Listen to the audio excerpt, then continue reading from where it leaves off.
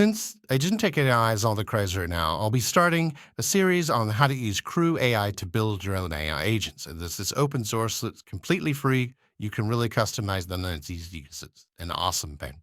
And so first, you're going to import the necessary libraries. So agent, task, and crew client from the CrewAI package. So then we're going to initialize the CrewAI client using your API key. And you can find this in your CrewAI account dashboard. So you'll need to go to their website and create your account, and then you'll have an API key there.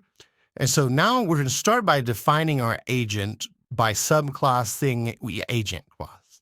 So in our example, we've created a hello world agent that processes tasks by taking a task description and returning a friendly greeting. And so here, the core logic is in the handle task method, which outputs a message based on the task description. And so after defining the agent, register it with the CrewAI platform using the register method. This makes the agent ready to handle incoming tasks. Finally, you can test your agent by creating a simple task with the description world and passing it to the agent.